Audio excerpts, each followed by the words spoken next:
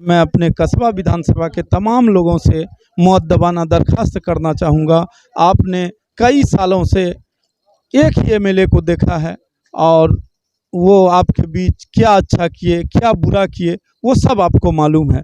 और जहाँ तक हम आप लोगों से वादा करते हैं कि मैं बहुत ही ईमानदारी से आप लोगों की खिदमत करूंगा और सब लोगों, गरीब अमीर हिंदू मुस्लिम, सब भाइयों को एक बराबर समझूंगा। और आप लोगों से अपील करता हूं कि इस बार का विधानसभा में आप सब हमें मौका दें और आगे बढ़कर हमसे कदम से कदम मिलाकर हमारा साथ दें, हमको कामयाब करें। हमारी जीत आपकी जीत होगी इंशाअल्लाह। सर, कुछ लोग जो कहते हैं कि यह सिर्फ कट्टर पार्टी है, एमआईएम की जो पार्टी है वो मुस्लिम पार्टी है, तो आप उसके बारे में क्या कहना चाहते हैं? बिल्कुल, मजलिस इत्तेहादुल मुस्लिमीन कट्टर पार्टी नहीं है।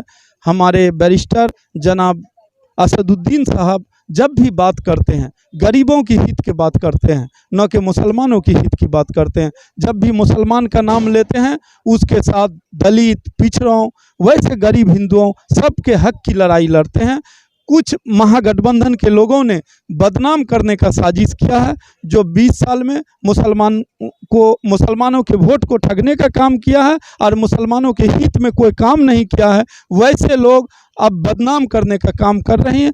बिहार की जनता जाग चुकी है, अब किसी के छलावे में नहीं आएगी। और हम लोग वादा और यकीन दिलाते हैं कि बिहार में एमआईएम के बगैर किसी की सरकार नहीं बनेगी इंशाअल्लाह।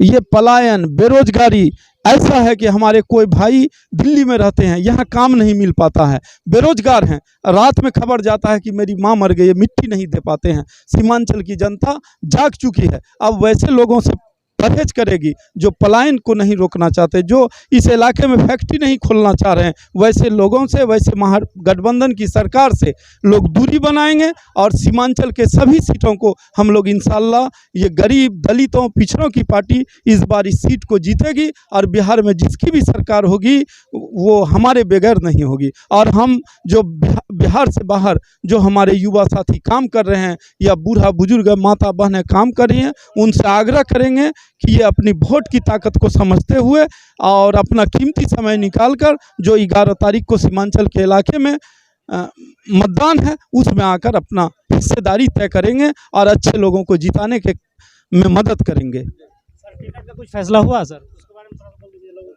सवाल है मन में। हमारे सदर बड़े भाई जनाब अख्तरुल ईमान साहब का इजाज़त होगा तो इंशाअल्लाह जरूर लड़ूंगा और जो भी होगा वो सामने आ जाएगा। 1 से 2 दिन में इंशाअल्लाह चुनाव लड़ूंगा। शुक्रिया। जिंदाबाद, कस्बा विधानसभा जनता जिंदाबाद, कस्बा की जनता जिंदाबाद, कस्बा की कस्बा के जनता जिंदाबाद, जिंदाबाद जिंदाबाद। शाहनवाज आलम जिंदाबाद, शाहनवाज आलम जिंदाबाद, शाहनवाज आलम जिंदाबाद। कस्बा का एमएलए कैसा हो, कस्बा का एमएलए कैसा हो?